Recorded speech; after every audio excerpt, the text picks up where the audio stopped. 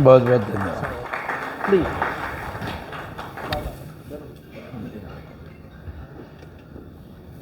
संबोधन में अधिक समय नहीं लेता हूँ। मंच पर विराजमान आदरणीय स्वामी जी,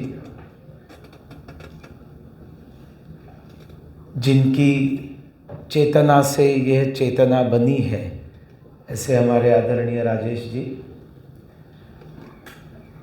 वैसे मेरा पूरा परिचय नहीं दिया गया, उसकी आवश्यकता भी नहीं थी, लेकिन मैं MSc B.Ed हूँ, मैं टीचर रह चुका हूँ।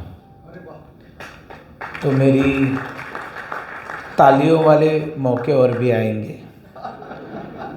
मेरी विशेषता ये है कि जब तक घंटी नहीं बजती मैं चुप नहीं होता, क्योंकि टीचर को वो आदत रहती है ना, बेल बजनी चाहिए। और आप सब इतने सज्जन लोग हैं कि आपने कोई बेल की व्यवस्था नहीं की है।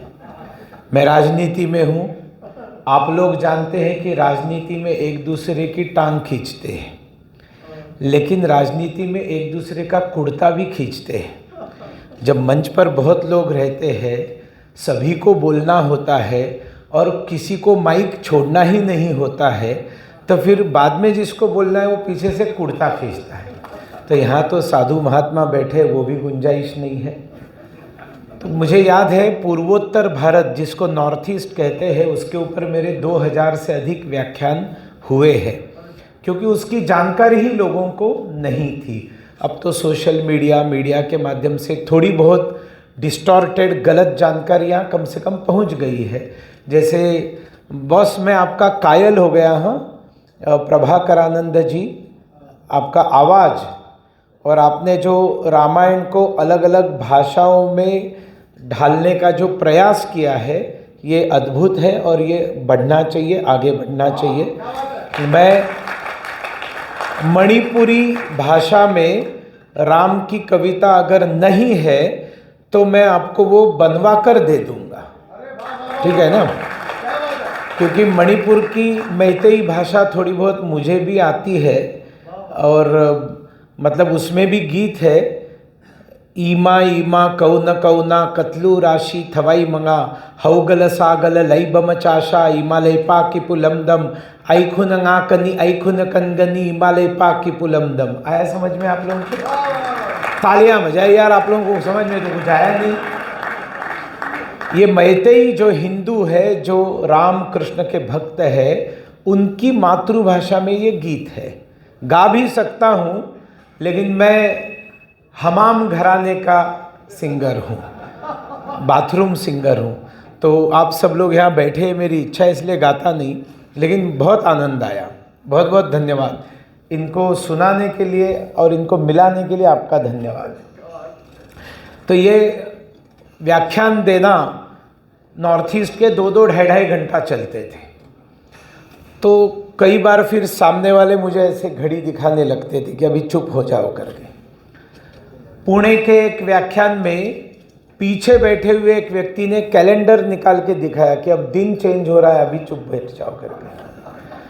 मोदी जी आने के बाद ये सीरियल ब्लास्ट, आतंकवाद वगैरह सब खत्म हो गया, लेकिन उससे पहले की बात बता रहा हूँ, जब बॉम्ब ब्लास्ट होते थे जगह जगह पर, आतंकवाद के दिन थे, तो मेरे एक व्याख्यान में सामने बैठे हुए एक व्यक्ति ने रिवॉल्वर बाहर निकाला। मैंने कहा, यार तुम क्यों इसको कष्ट दे रहे हो, मैं चुप हो जाता हूँ, निकल जाता हूँ। तो उसने कहा, नहीं नहीं भैया, ये आपके लिए नहीं लाया है, आप जो है आप बोलते जाओ, जितना बोलना है उतना आप बोलो। आपके जाने के बाद आपको यहाँ जिसने बुलाया है उसके लिए मैंने ये रिवॉल्वर लाया है, मुझे यहाँ पर अश्विनी उपाध्याय ने लाया है। तो कानून के सबसे बड़े रक्षक PIL सम्राट की सुरक्षा भी मेरी जिम्मेवारी है। तो प्रस्तावना में 5 मिनट खा चुका हूँ, तो इसलिए आप क्षमा करेंगे। मैं कुछ राष्ट्रवाद और राम राज्य इस विषय पर बोलने के लिए बताया है, लेकिन मेरे मन में जो विचार आते हैं वो मैं आपके सामने रखना चाहूँगा। राम राज्य और राष्ट्रवाद, ये 2 शब्द ऐसे हैं कि जो दूसरा शब्द अगर ठीक से समझेंगे तो पहला शब्द आ सकता है। अगर आप राष्ट्रवाद समझेंगे तो रामराज्य आ सकता है, क्योंकि अगर राष्ट्रवाद ही पता नहीं है हमको तो हम रामराज्य कहाँ से लाएंगे। देखिए, हमारा देश बहुत भयंकर बड़े टर्बुलेंस से, संकट से गुजर रहा है और बहुत बड़े खतरे में आज हम सारे भारतवासी हैं। हमने हमारे कुछ ना कुछ स्वार्थ हो, मैं गलत नहीं कहूँगा, जनता का वर्डिक्ट है, लेकिन मोदी जी को जो शक्ति देनी चाहिए थी वो हमने नहीं दी। लेकिन एक बात की आप गारंटी लेकर रहिए कि मोदी जी वो करके रहेंगे जो वो करना चाहते हैं, वो 240 हो या 440 हो, उनको फर्क नहीं पड़ता है। इस डिटरमाइंड पर्सन, जैसे वक्फ बोर्ड का जो कानून है उसमें अमेंडमेंट करके जो बहुत बड़ा फ्रॉड और अहिंदू गतिविधियां देश भर में चल रही है उसको नकेल कसने के लिए जो उन्होंने कानून लाया है उसको वो पास करके रहेंगे। वो कोई ऐसा नहीं है कि चला गया है कमेटी में तो उसको ठंडे बस्ते में डाल दिया है। वो कांग्रेस का तरीका था, मोदी का तरीका नहीं है। वो होकर रहेगा, आप भरोसा रखिए। और जब वो पारित होगा तो मुझे वापस बुलाइए यहाँ पर, क्योंकि मैं बोल कर गया हूँ, ठीक है ना। लेकिन देश बहुत बड़े संकट से गुजर रहा है। सबसे बड़ा खतरा हमारे देश को, एक नंबर का खतरा है, वो इस्लाम का खतरा है। और सबसे पहले आप दिमाग से एक वर्ड डिलीट कर डालिए, सर्वधर्म समान है। ये शब्द आप डिलीट कर डालिए, क्योंकि दुनिया में धर्म सिर्फ एक है, वो हिंदू धर्म है। दूसरा कोई धर्म इस दुनिया में नहीं है। बाकी कोई पूजा पंथ है, कोई और कुछ भी है, लेकिन वो हिंदू धर्म जो है वो धर्म है। क्योंकि धर्म शब्द जो है ना, ये हिंदुस्तान में जो भाषा निर्माण हुई उस भाषा में धर्म शब्द आया। धर्म शब्द का अनुवाद नहीं हो सकता। जो हम गलती से रिलीजन करते हैं, मजहब करते हैं, हम हिंदू मुस्लिम सिख ईसाई सबको मेरा सलाम, छलिया मेरा नाम, छलिया मेरा नाम करके उछलते हैं, लेकिन ये बहुत बड़ा गलत नैरेटिव है। मुसलमान और ईसाई हिंदुओं की कभी भी बराबरी नहीं कर सकते। और सिख जो है वो हिंदू धर्म का ही एक अंग है। हिंदू धर्म की रक्षा के लिए खालसा पंथ की स्थापना हुई है। अखिल विश्व में खालसा पंथ गाजे, जगे धर्म हिंदू सकल भंड भाजे। और इसलिए मैं जिस सभागार में जाता हूँ, जहाँ भी भाषण देने के लिए जाता हूँ, मैं सबसे घोषणा दिलवाता हूँ, जो बोले सो निहाल, सत श्री अकाल, वाहे गुरु दा खालसा, वाहे गुरु दी फतेह। सभागार में चाहे कोई सिख बंधु हो या ना हो, उसका इससे कुछ लेना देना नहीं है।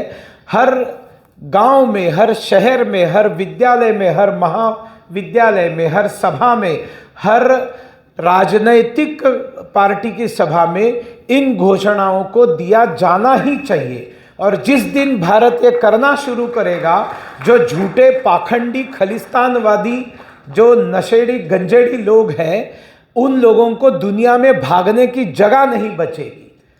हम लोगों को ये करना पड़ेगा। और इसलिए मैं आप सबसे भी एक बार बुलवाता हूं, मेरे पीछे पीछे आप लोग बोलिए, बोलिए जो बोले सो निहाल। कुछ लोग अभी भी जरा हाथ भी नीचे रखे हुए हैं। जरा माता बहनों से मेरा निवेदन है, जो बोले सो निहाल, वाहे गुरु दा खालसा। देखिए, हमारे देश को जो खतरा है, मैंने बताया इस्लाम का खतरा है। सर्वधर्म समभाव बोलते समय हम हिंदू समाज का भयंकर नुकसान करते हैं। जो संत महात्मा निकलता है वो एक एनेस्थेशिया का इंजेक्शन लेकर निकलता है और हिंदुओं को लगाते जाता है सर्वधर्म समान है, सर्वधर्म समान है। बिल्कुल नहीं है। इसके ऊपर अलग से कभी व्याख्यान होगा, स्वामी जी आप भी लोगों को बता सकते हैं। कई चीज़ें हम लोग गलत नैरेटिव में फंस जाते हैं। जैसे आपने, हमारे भारतवर्ष के लोग जो है एक गीत बहुत प्यार से गाते हैं। अभी मतलब मेरे भी बड़े बड़े नेताओं से ये होता है, मैं उनके खिलाफ नहीं बात कर रहा हूँ, लेकिन कभी भी शहीद शब्द का उपयोग हमने नहीं करना चाहिए। क्योंकि हमको शहीद शब्द का अर्थ ही मालूम नहीं है। जो इस्लाम के लिए अपनी जान दे देता है वो शहीद होता है। भगत सिंह ने इस्लाम के लिए जान नहीं दी है, राजगुरु सुखदेव इन्होंने इस्लाम के लिए जान नहीं दी है। हम बोल देते हैं शहीद भगत सिंह।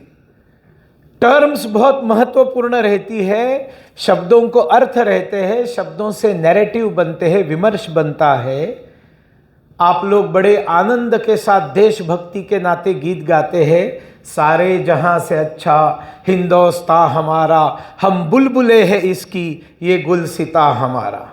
ए आब गंगा तुझको शायद हो याद वो दिन, उतरा तेरे किनारे था कारवां हमारा हमारा, सारे जहां से अच्छा हिंदोस्तां हमारा। पर्वत वो सबसे ऊंचा, हमसाया आसमां का, वो संतरी हमारा, वो पासबा हमारा। हम लोगों को मालूम ही नहीं है इसमें अल्लामा मोहम्मद इकबाल को हमारा मतलब किसको कहना है। हम मूर्ख हैं, हम मान के चलते हैं कि ये उन्होंने सारे भारतवासियों के लिए लिखा हुआ गीत है। नहीं मेरे बहनों और भाइयों, उन्होंने ये गीत सिर्फ मुसलमानों के लिए लिखा हुआ गीत है। अब मैं आपको बताता हूं, आप मुझे एक प्रश्न का उत्तर दीजिए। मैं गुगली बॉल डाल रहा हूं, आप बोल्ड नहीं होना है, उसको ठीक से खेलना है। भारत में हम भारतीय पहले हैं या गंगा माता पहले है, बताइए। भारतीय पहले। गंगा को भगीरथ ने परिश्रम पूर्वक उतारा जमीन पर, बराबर है। अब याद आ गया सबको। मतलब इस देश में पानी की जरूरत थी, एक बहुत बड़े नहर की जरूरत थी, और Bhagirath, Mahatma Bhagirath, Maharaja Bhagirath was greatest engineer of this country, जिन्होंने पूरे देश के आंखों के सामने मानचित्र को रखकर गंगा का रूट डिजाइन किया, और पीढ़ियों के पीढ़ियां लोगों ने लगाई और गंगा का निर्माण किया। गंगा नहर है और उसको परिश्रम पूर्वक लोगों ने बनाया है, और इसलिए आज भी आप लोग जब कोई भयंकर मेहनत करता है तो आप कहते हैं कि इसने भगीरथ परिश्रम किए, बोलते हैं कि नहीं बोलते। तो ये भगीरथ परिश्रम कौन से परिश्रम है? तो गंगा नहर का निर्माण है। और वो कल्पना ठीक है, उसमें मुझे कोई आपत्ति नहीं है कि वो स्विफ्ट करंट था, वो आया, शिवजी ने अपने जटा में उसको धारण किया और फिर वहाँ से शांति से वो आगे बढ़ा, वो सब आई एग्री विद दिस। लेकिन फिर भी गंगा के किनारे हमारा कारवां कभी भी नहीं उतरा। हम कारवां में घूमने वाले कबायली लोग नहीं थे। कबायली लोग इस्लाम के लोग थे, मुसलमान लोग थे जो काबिलाओं में घूमते थे। हम लोग कभी काबिलाओं में नहीं घूमते थे। ए आवे गंगा, गंगा नाम के पानी, अर्थ क्या होता है? ए आबे गंगा, गंगा नाम के पानी, शायद हो याद तुझको वो दिन, उतरा तेरे किनारे था कारवां हमारा, सारे जहां से अच्छा हिंदोस्तां हमारा। हमारा कारवां कभी गंगा के किनारे नहीं उतरा। और गंगा हमारे लिए सिर्फ पानी नहीं है, जमाने से कहो अकेले नहीं हम, हमारे संग संग चले गंगा की लहरें। गीत गाते हैं किशोर कुमार का, तब आनंद आता है। तो हम लोग कभी गंगा के किनारे नहीं आए, वो आए। इस्लाम का जो बेड़ा था, एक मुसद्दस नाम की 6 लाइनी कविता रहती है, अलग अलग कविता के प्रकार है, उसमें मुसद्दस है। मौलाना हाली करके एक बहुत बड़े मुसद्दसकार हुए थे, उनका ग्रंथ मेरे पास पड़ा है। उन्होंने भारत का, इस्लाम का फ्रस्ट्रेशन एक कविता में लिखा है। दीने हिजाजी का बेबाक बेड़ा, किए पार जिसने थे सातों समंदर, न देहों में अटका न सेहों में अटका, डूबा दहाना में गंगा के जाकर। तेरे खातिर तलवार उठाई थी किसने, बात जो बिगड़ी बनाई थी किसने। मौलाना अली कहते हैं मोहम्मद पैगंबर साहब की वो पराक्रमी नौका जिसने 7 समुंदर पार किए, किसी देश में हिम्मत नहीं थी उसको रोकने की। जहां जहां से वो गुजरा सारा इस्लामाइजेशन करता गया, पूरी तरह से संस्कृति, परंपरा, धर्म, उनके देवी देवताओं को तहस नहस करके इस्लाम का परचम लहरा लहरा कर अंत में भारत में जब आया, तब वो जो बेड़ा, वो जो नौका थी, वो गंगा में जाकर डूब गई। ये फ्रस्ट्रेशन उनका फ्रस्ट्रेशन है। 1000 साल यहां पर इस्लाम का राज्य रहा होगा, लेकिन यहां पर किसी भी दिन कोई भी मुसलमान बादशाह सम्राट एक भी रात चैन की नींद सो नहीं पाया। कहीं उसको गुरु गोविंद सिंह महाराज भिड़ जाते थे, कहीं महाराणा प्रताप भिड़ जाते थे, कहीं राजा छत्रसाल भिड़ जाते थे, कहीं छत्रपति शिवाजी महाराज भिड़ जाते थे, और हर जगह पर उनको मात खानी पड़ी इन लोगों से। तो इसलिए गंगा के किनारे हमारा कारवां कभी नहीं उतरा, उनका उतरा। और वो क्या कहते हैं, हम बुलबुले हैं। आप हिंदू समाज हो, आप हिंदू हो, आप महाराणा प्रताप, गुरु गोविंद सिंह, झांसी की रानी देवी अहिल्या की संतान हो, आप बुलबुल हो। बुलबुल बोलने के बाद गाना कौन सा याद आता है? कैद में है बुलबुल सयाद मुस्कुराए, कहा भी न जाए चुप रहा भी न जाए। और उसके आगे क्या याद आता है? नाच मेरी बुलबुल तो पैसा मिलेगा। हम बुलबुल नहीं है, हम तो शेर है, हम तो सिंह है। हमारी तुलना जो है वो पराक्रमी प्राणियों के साथ होनी चाहिए। हम जटायु है जो रावण के साथ मालूम है मैं मर जाऊंगा, लेकिन मरते दम तक सीता मैया की रक्षा करने के लिए लड़ता है। और प्राण इसलिए नहीं त्यागता क्योंकि जटायु को पता है कि राम आएंगे, और सीता माता के साथ क्या हुआ, कौन सी दिशा में गई, कौन लेकर गया, ये इंफॉर्मेशन देने वाला उनके पास कोई नहीं रहेगा। इसलिए मुझे जीवित रहना है, प्रभु रामचंद्र जी को सीता मैया का रास्ता और डेस्टिनेशन बताना है। इसलिए जो प्राणी अपनी जान दे देता है, उस जटायु के साथ हमारी तुलना करे तो हमें कोई आपत्ति नहीं। हम बुलबुल नहीं हैं। बुलबुल इज नॉट इंडियन बर्ड। बुलबुल अरबस्तान का बर्ड है। वहां का जब वातावरण प्रतिकूल होता है तब वो हिंदुस्तान में आता है, और यहां का वातावरण प्रतिकूल होने के बाद वहां चला जाता है। वो तो हमारे देश का पंछी नहीं है।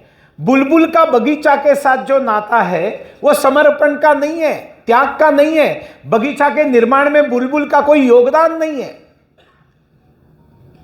और आपको आगे जाकर बताता हूं, इसी अल्लामा मोहम्मद इकबाल ने ये तरानाए मिल्लत आगे बढ़ाया, जो इंटरनेट पर आपको मिलेगा, और तब मेरी बात का आपको भरोसा होगा। इकबाल कहता है, चीनो अरब हमारा, हिंदुस्तान हमारा, मुस्लिम है हम वतन है, सारा जहां हमारा।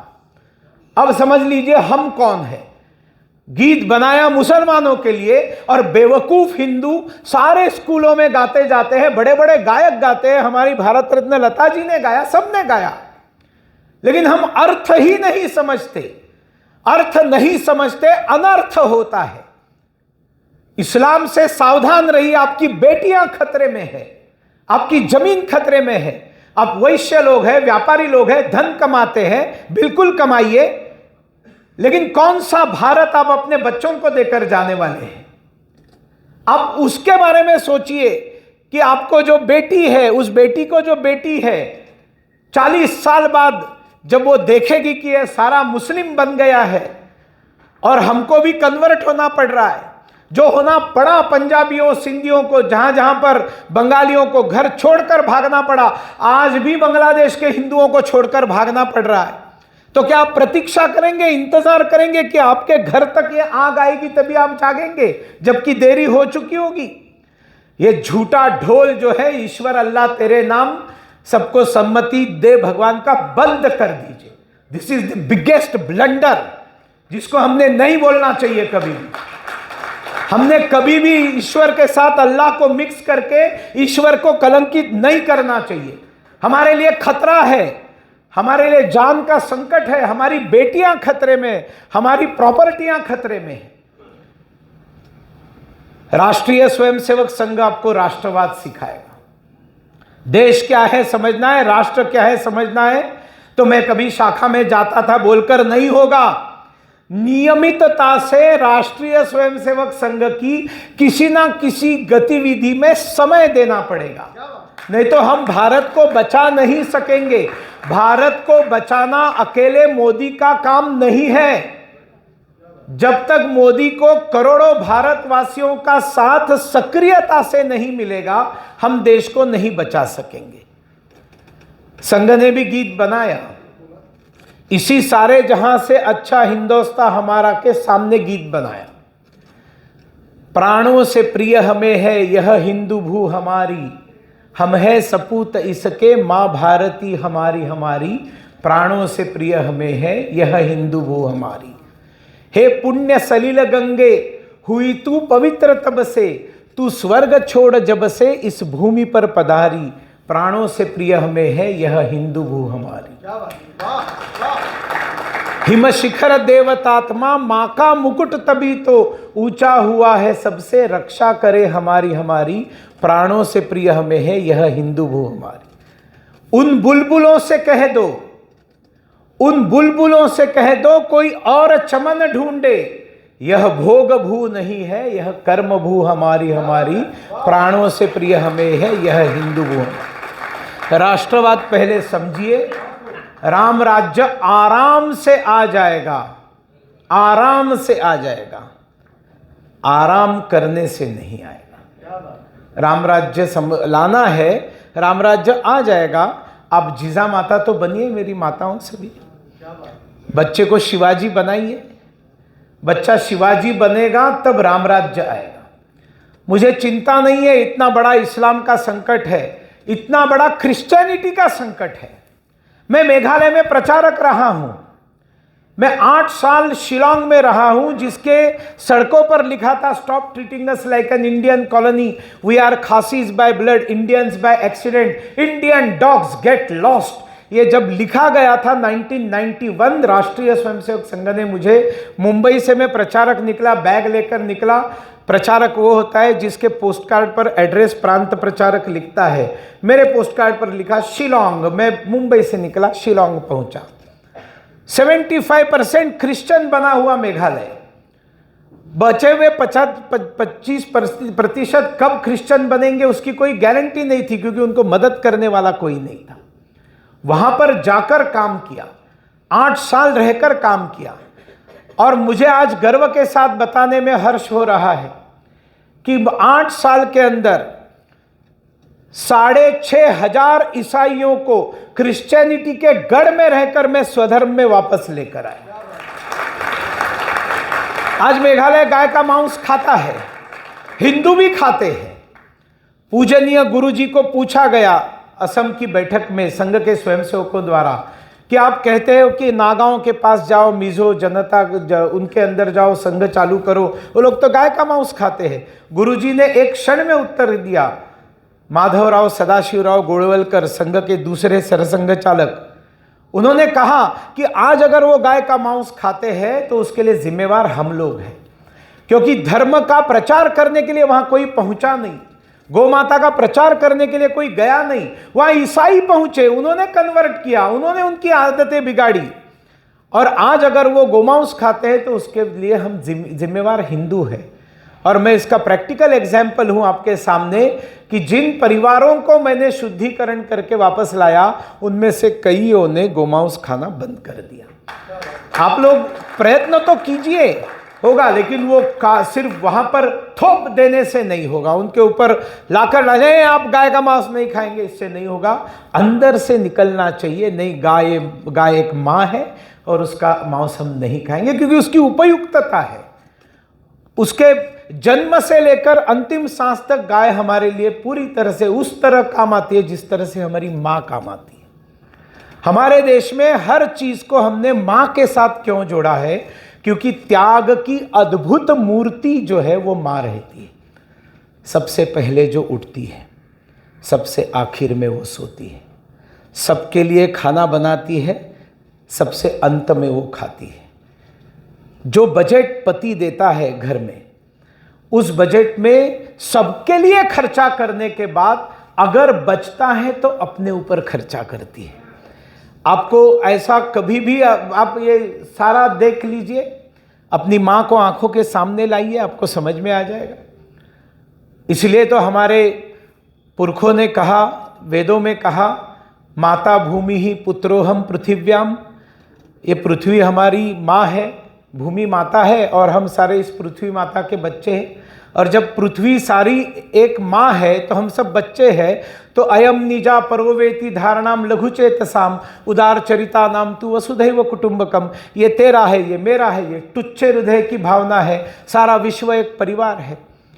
लेकिन ये विश्व परिवार का महान संदेश अगर सारी दुनिया में जीना है, पहुंचना है, सत्य में उतारना है, तो हिंदुत्व को जीना पड़ेगा, हिंदुत्व को सुरक्षित रखना पड़ेगा, हिंदुत्व को बचाना पड़ेगा।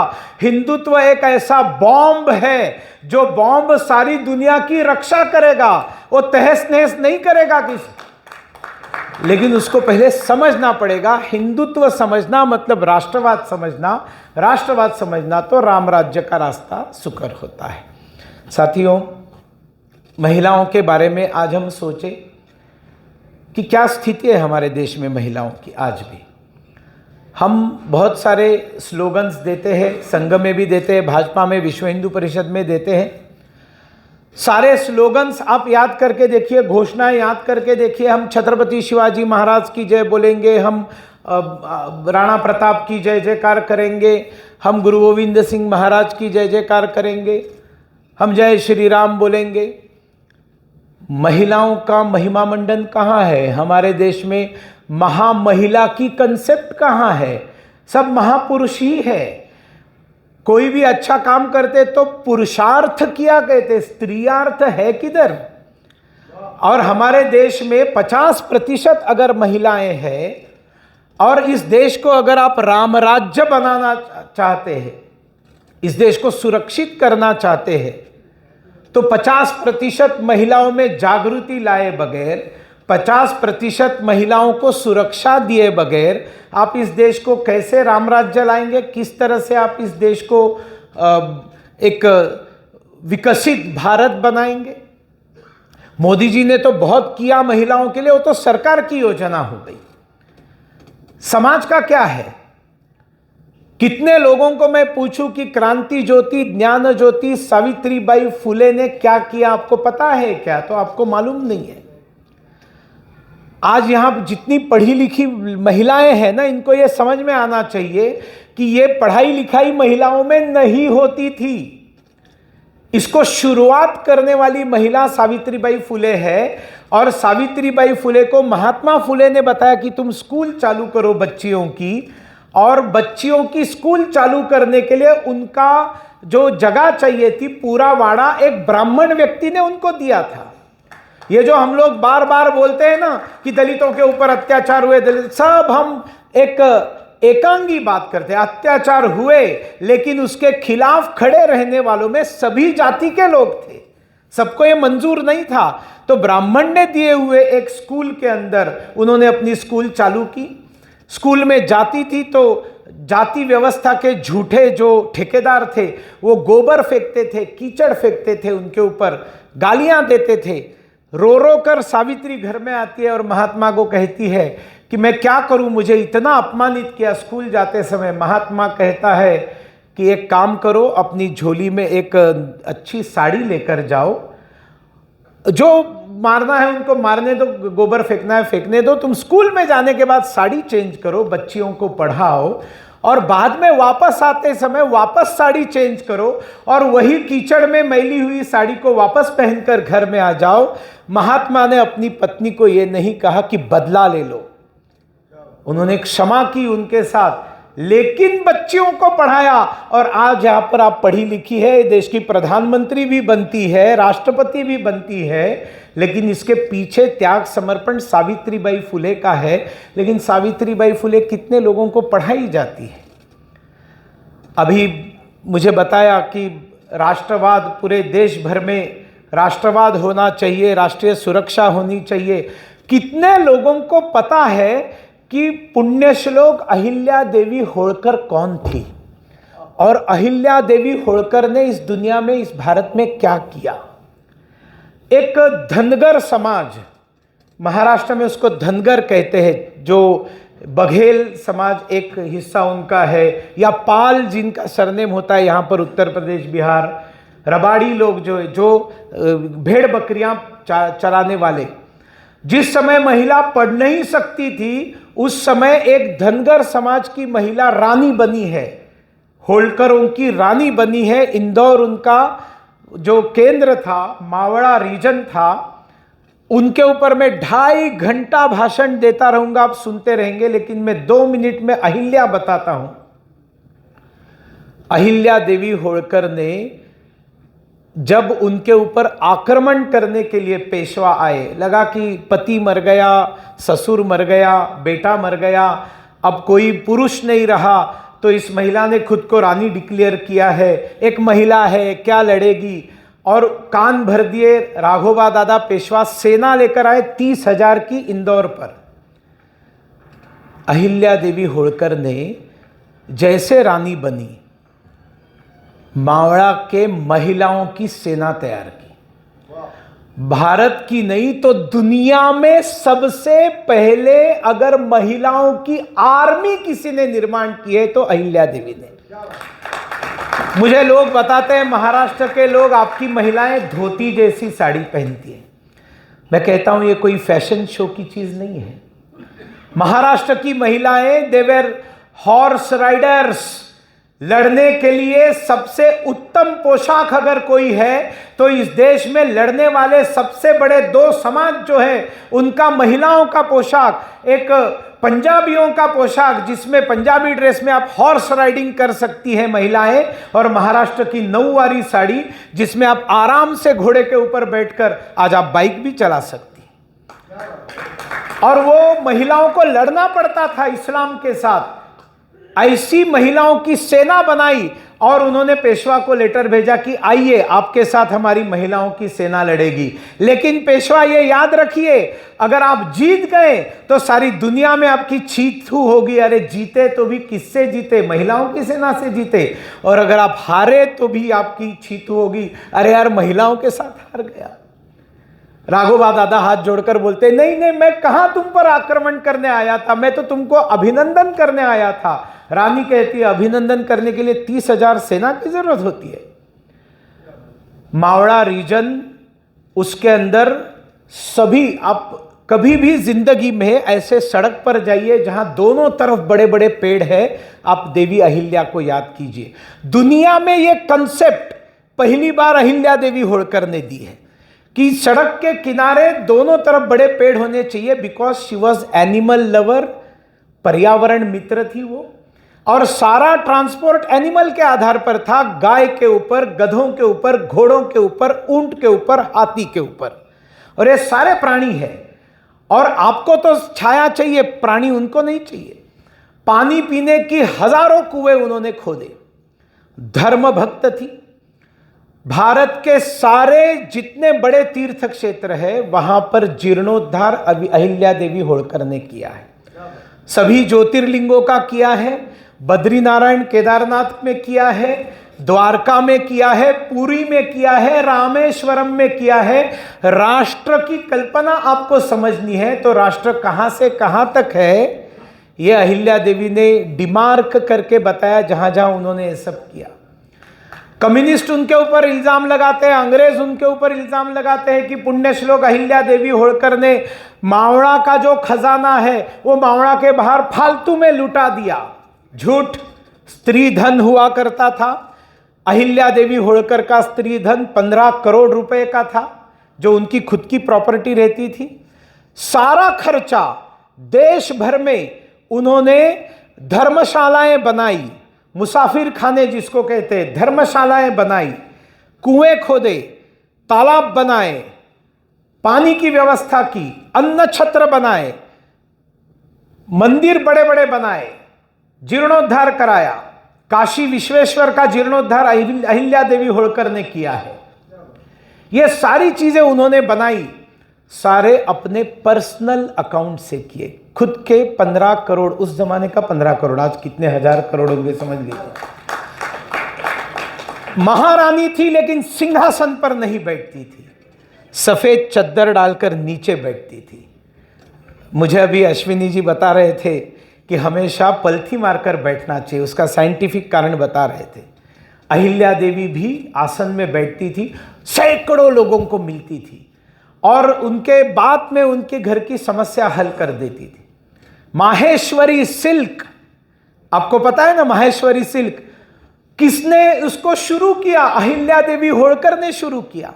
उन्होंने विकास जो किया उसकी बातें अब मैं नहीं बताऊंगा, क्योंकि उसी एक विषय में मैं समाप्त हो जाऊंगा, मेरा विषय का समय समाप्त हो रहा है। महिलाओं को आज अनन्या पांडे या प्रियंका चोपड़ा या आलिया भट्ट आदर्श नहीं हो सकते हैं। महिलाओं के सामने आदर्श हो सकती है महारानी लक्ष्मीबाई, जो दोनों हाथों में तलवारें धारण करती है, उसकी ढाल भी तलवार है, तलवार भी तलवार है।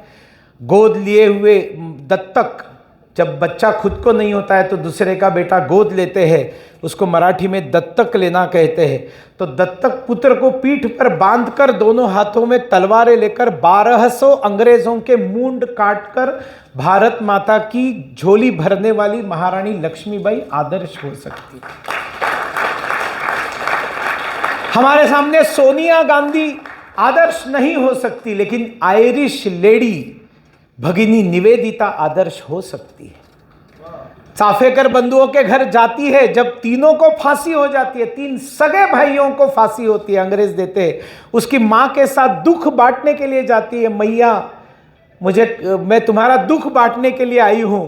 तो मां कहती है चाफेकर ब्रदर्स की कि बंधुओं की कि कौन सा दुख बांटने के लिए आई हो? कहती है तुम्हारे 3 बेटे देश पर बलिदान हुए। तो मां कहती है तुमको तो मेरा दुख पता ही नहीं है।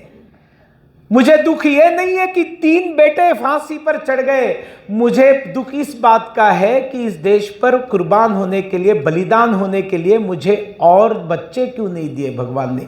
तुमको शरीक होना है तो इस दुख में शरीक होना। जिजा माता हमारे सामने आदर्श हो सकती है, चेन्नम्मा हो सकती है, रुद्रमांबा हो सकती है, स्वर सम्राज्ञी लता मंगेशकर हो सकती है आदर्श। कितनी बड़ी विभूति है। आपको तो सिर्फ इतना ही मालूम है कि वो सुंदर गाने गाए, तो दैवी स्वर था। पंजाब से पार्टीशन पीड़ित लोग आए थे, देश पर गहरी चोट लगी थी पार्टीशन की 1947 में।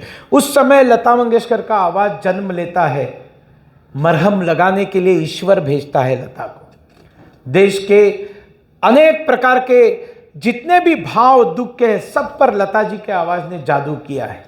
लेकिन पंजाबी, सिंधी और सिख लोग जो आए, उनके रिकॉर्डेड इंटरव्यूज है जिसमें उन्होंने कहा है कि हम सब कुछ गंवा कर आए थे, हमारे आंखों के सामने हमारे बेटी पर बलात्कार हुआ, हमारी पत्नी को मार डाला गया, हमारा सारा लूट गया, हम यहां पर आए। और जब हम लाहौर फिल्म का गीत सुनते थे, दुनिया हमारे प्यार की, या बहारें फिर भी आएगी मगर हम तुम जुदा होंगे, हम लोग रोते थे और अपना दिल बहला लेते थे। मरहम का काम उनकी आवाज ने किया। इतना ही नहीं, प्रखर देशभक्त लता, जब कपिल देव वर्ल्ड कप जीतकर आता है, उनका सम्मान करने के लिए पैसा नहीं है, बहुत कोशिश होती है। इंदिरा गांधी मना करती है बख्शीश देने से, राजीव गांधी मना करते हैं बख्शीश देने से, सरकार के पास फंड नहीं है, हमारे पास कोई प्रावधान नहीं, ये सब उत्तर निकलते हैं। फोटो के लिए तो इंदिरा जी सामने आ जाती है पूरे टीम के साथ। और जब ये बात लता जी को पता चलती है, तब वो बताती है क्या दिमाग खराब हो गया क्या इस देश का? पराक्रम करके बच्चे आए हमारे देश के, हम उनको अवार्ड नहीं दे सकते, हम उनको बख्शीश नहीं दे सकते। मैं कंसर्ट करती हूं दिल्ली के अंदर, मैं बताती हूं लोगों को कि आप आओ फ्री में गाओ, मैं कलाकारों को बताती हूं आप एक पैसा मत ले लो, आप वहां पर आकर खड़े रहो और फिर टिकट बेचेंगे। और उस समय उन्होंने 21 लाख रुपए अपने एक शो से उस जमाने में जमा किए और सभी जितने खिलाड़ी गए थे वर्ल्ड कप में उनको बीसीसीआई पैसे दे सका। आज की बीसीसीआई की आर्थिक स्थिति नहीं थी उस समय। इस देश में महिलाओं की कमी नहीं है, जितने महापुरुष होकर गए उतनी ही महान महिलाएं होकर गई है, लेकिन हमने उनको कभी सामने आने ही नहीं दिया, क्योंकि हमारा समाज पुरुष प्रधान हुआ है। और जब तक हम सारे समाज को लेकर आगे नहीं बढ़ेंगे, जिजा माता नहीं बनेगी, शिवाजी नहीं बनेंगे, शिवाजी नहीं बनेंगे, राष्ट्रवाद नहीं टिकेगा, राम राज्य नहीं आने वाला। और इसलिए हम सब लोग जागे, घर जाकर सोचें, समय देना चालू करें। हिंदू समाज गुलाम क्यों हुआ? क्योंकि उसके अंदर से ये खत्म हो गया था, CHETNA, चेतना खत्म हो चुकी थी। डायनासोर एक ऐसा प्राणी कि जो इतना शक्तिशाली प्राणी कि वो एक एक गांव के गांव अपने पैरों तले रौंद कर चला जाता था। छोटे छोटे प्राणी उसको डरते थे, मर जाते थे उसके सामने। लेकिन बाद में उन प्राणियों को पता चला कि इसको संवेदना नहीं है, इसको काटने से पता नहीं चलता है। इसको काटकर इसका शरीर का मांस अगर खींच कर निकालते हैं तो उसको पता चलने में बहुत समय चला जाता है, क्योंकि उसमें सेंसिटिविटी नहीं है, उसमें चेतना नहीं है। और फिर प्राणियों ने कूद कूद कर उसके नोच नोच कर डायनासोर को खाना चालू किया। एक विशाल शक्तिशाली प्रजाति खत्म हो गई। आज उसके सिर्फ अंडे देखने को मिलते हैं, सिर्फ दांत देखने को मिलते हैं डायनासोर के। इतना अजस्त्र प्राणी, केवल एक कारण, उसके अंदर चेतना नहीं थी। तो राजेश जी, आपने चेतना निर्माण करने के लिए यह काम किया है, ये मानता हूं। इसका कारण आपने यहां पर धर्मनिरपेक्षता का फालतू ढोल बढ़ाने के लिए यहां किसी को नहीं बुलाया। आपने सुधांशु त्रिवेदी जी को बुलाया, एक प्रखर तेजस्वी वक्ता है। अश्विनी उपाध्याय के सामने तो मेरा साष्टांग दंडवत है, मैं उनका फैन हूं। भारत में हिंदू समाज को बचाने में जो ऐतिहासिक कामों में नाम लिखे जाएंगे उसमें अश्विनी उपाध्याय जी का नाम लिखा जाएगा। इनके पीछे पूरे ताकत के साथ आपको खड़ा रहना चाहिए। मोदी के ऊपर भरोसा रखकर पूरे ताकत के साथ उनको खड़ा रहना चाहिए। कोई भी व्यक्ति सबको कभी खुश नहीं कर सकता। आप भी अपने परिवार में अपने बच्चों को पूरा खुश कभी नहीं कर सकते। पति कभी पत्नी को खुश नहीं कर सकता, पत्नी कभी पति को खुश नहीं कर सकती। सभी डिमांड्स कभी दुनिया में किसी की पूरी नहीं होती। इसलिए हो सकता है कि कुछ चीजों को आपको अच्छा नहीं लगा होगा, लेकिन उन्होंने देश हित में किया। वो कहते हैं मैं गलती करता भी हूं तो मेरा इंटेंशन खराब नहीं होता है। हमेशा मैं एक बात को कहता हूं कि जब कोई आप व्यवसाय करते हैं, बिजनेस करते हैं, तब दुनिया उसका पैकेजिंग देखती है, दुनिया उसका प्रेजेंटेशन देखती है। लेकिन जब आप कोई भी काम करते हो, भगवान जो है वो उसका पैकेजिंग नहीं देखता, उसका इंटेंशन देखता है। और इंटेंशन के अनुसार वो उसको यश अपयश देता है। दुनिया तो पैकेजिंग देखकर खरीद कर लाते है, चाइना का माल आता है, बाद में पता चलता है लुट गए हम। लेकिन काम ऐसा करें हम सभी कि इंटेंशन भी अच्छा हो, प्रेजेंटेशन भी अच्छा हो, पैकेजिंग भी अच्छा हो, और हमेशा 3-4 घंटे देश के लिए हम दें। अब भगवत गीता बहुत सुंदर चीज़ है, भगवत गीता समझनी चाहिए। Do you know who is a best leader? If you want to become leader in your own field, if you are businessman, you have to lead your community. You need a leader, business leader, maybe political leader. What is the symptom of leadership? What are the characteristics of leadership? A leader is a person who never gets annoyed of people and people never gets annoyed of them. Such a personality becomes a great leader. तो लोग तालियां बजाएंगे, अरे क्या बोला, solid motivational trainer. लेकिन जब आपको कोई बताए यस्मान्नो द्विजते लोको लोकान्नो द्विजते चयाः हर्षामर्ष भयोद्वेगैर मुक्तो यस सच में प्रिया, जो लोगों से परेशान नहीं होता, लोग जिससे परेशान नहीं होते, ऐसा जो व्यक्ति है, भगवान कहता है मुझे वो सबसे प्यारा है। हमारे लिए लीडर की वो व्याख्या है। आप सॉफ्टवेयर अपग्रेड करते हो, आप सॉफ्टवेयर को ये करते हो, अपग्रेड करते हो, या उसको नया सॉफ्टवेयर डालते हो चीज़ों में, अपने जीवन के सॉफ्टवेयर को भी अपग्रेड करते आना चाहिए। You should always upgrade your self, you should never downgrade your self. because you are only your friend and you are only your enemy. Enemy and friend never lies outside of you. Enemy and friends lies within you. आपका शत्रु वही होता है किसी जमाने में आपका बहुत अच्छा मित्र था, तो शत्रु क्यों बना? कारण आप हो सकते हैं। ये किसी मोटिवेशनल ट्रेनर की बात नहीं है, ये उद्धरेद आत्मानम नात्मानम अवसाधयेत, आत्मैव आत्मनो बंधु आत्मैव रिपुरात्मना, भगवत गीता में बताया है। क्या ज्ञान है उस गीता के अंदर, सारी दुनिया का ज्ञान झक मारेगा एक अकेले भगवत गीता के सामने। उसको समझिए, इनके चरणों में बैठकर उसको सुनिए, अपने बच्चों को इनको सुनने की आदत दिलाइए। इंस्टा के रील्स देखिए, आपका दिमाग खराब हो जाएगा। आपकी यंग जनरेशन कहां जा रही है? 50 बार बताइए, no he is not interested in all this. अरे भैया, तुमको वृद्धाश्रम में फेंक देगा, भविष्य में वृद्धाश्रम में भी जगह मिलेगी कि नहीं बता नहीं सकते। आज सुधारिए उसको, बहुत ज्यादा साइकेट्रिस्ट के झमेले में मत पड़िए। हम लोगों ने बहुत मार खाया, हमारा तो कुछ बिगड़ा नहीं, हमने मार खाया, हमारे माँ बाप ने मार दिया, हम कोई साइकिक नहीं बने, हम तो घड़ कर तप कर तैयार हो गए हमारे माँ बाप के उन्होंने दिए हुए दंडों के कारण, शिक्षा के कारण। आने वाली पीढ़ी को बचाइए साथियों, नशा से दूर रहिए। नशा से दूर रखने के लिए खुद नशा से दूर रहिए पहले, तब आपके पास मॉरल राइट होगा बताने के लिए कि भैया तुम नशा मत करो। भयंकर संकट है नशा का, और सारा नशा जो है ये सारा इंटरनेशनल भारत के दुश्मन भारत को तबाह करने के लिए डाल रहे। बस मैं चेतना की बात आई तो मैंने थोड़ा सा करंट लगाने का प्रयास किया है। आपको अगर खराब लगा होगा तो मैं क्षमा प्रार्थी नहीं हूं, मैं क्षमा प्रार्थी नहीं हूं। अगर आपको खराब नहीं लगी है मेरी बातें तो मेरे लिए प्रॉब्लम है, देश के लिए संकट है।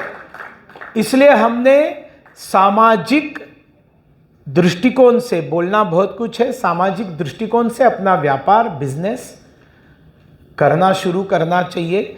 और इस्लाम के खतरे को कभी भूलना नहीं चाहिए, नज़रअंदाज नहीं करना चाहिए। इस्लाम के जन्म के साथ ही युद्ध शुरू हो चुका है और हमको पता ही नहीं है कि हम लोग युद्ध के मैदान में हैं, क्योंकि भगवत गीता अर्जुन को बतानी पड़ती है, दुर्योधन को कभी भगवत गीता बतानी नहीं पड़ती।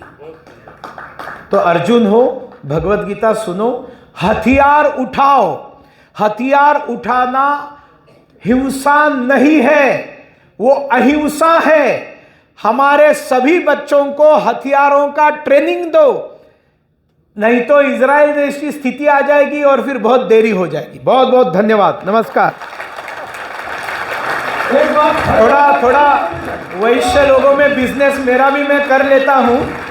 मुझे सोशल मीडिया में फॉलो कीजिए, ट्विटर पे, फेसबुक पे, इंस्टाग्राम पे, और मेरा नंबर आप सबसे साझा कीजिए। मैं सभी कॉल्स जो अटेंड करता हूं, कोई समस्या होगी तो आप लोगों के साथ में। भाई कैसा लगा देखने वालों? अद्भुत अद्भुत। Are you happy?